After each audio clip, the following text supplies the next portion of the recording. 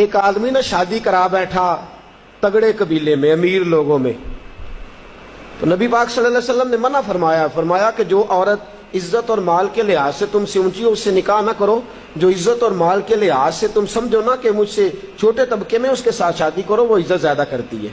لیکن آج کیونکہ ہم شادی لڑکی کے ساتھ نہیں کرتے، اس کے مکان کے ساتھ، اس کی جائیداد کے ساتھ، اس کے بینک بیلنس کے ساتھ، اس کے ساتھ شادی ہوتی ہے، معاذ اللہ۔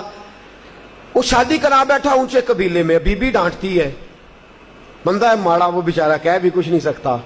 ایک دن پریشان ہو کے کہنے لگا امیر المومنین حضرت عمر کے پاس جاتا ہوں، حضرت فاروق اعظم کے پاس جاتا ہوں، جا کے شکایت کرتا ہوں۔ آیا، خدمت میں حاضر ہوا، دروازے پہ دستک دی، حضرت عمر گھر میں تھے، دروازے پہ دستک دی، حضرت عمر اندر سے اٹھے، دیواریں تھی گھر کی چھوٹی چھوٹی، باہر سارا کچھ سن رہا ہے، اندر سے اٹھے تو آپ کی زوجہ کہنے لگی بس ٹھیک ہے، آ گیا پھر کوئی آپ کو بلانے، آپ گھر میں نہ ٹکیے گا، ساری رات نقاب پہن کے مدینے کی گلیاں میں گھوما کرو، اور دن چڑھے تو آپ کو گھر میں رہنے کوئی نہیں دیتا۔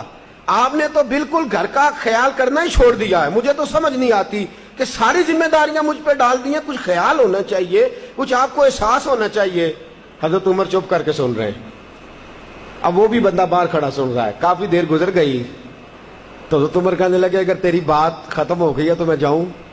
کہنے لگے جی میں نے کیا کر لینا، جائیں، آپ نے جانا ہی جانا ہے۔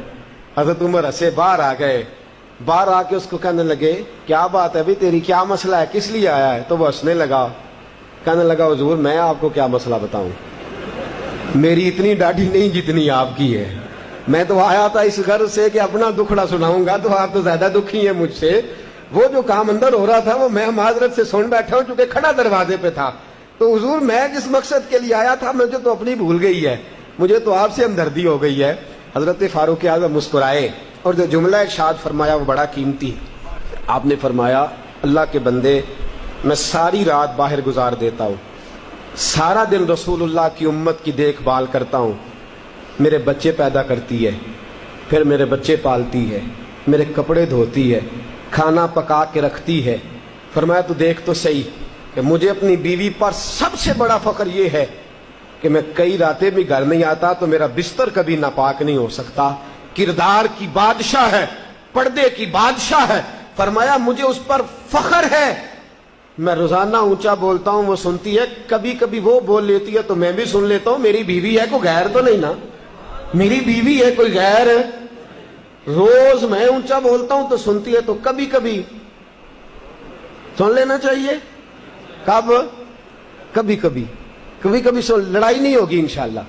اگر آپ کبھی کبھی سننے کا پروگرام بنائیں گے نا تو لڑائی، میرا عورتوں کا مشورہ ہے کہ جب خامد جلال میں ہو تو چپ کر جائیں۔ ہمارے استاد گرامی ہمیں ایک چٹکلا سنایا کرتے تھے، کہتے تھے ایک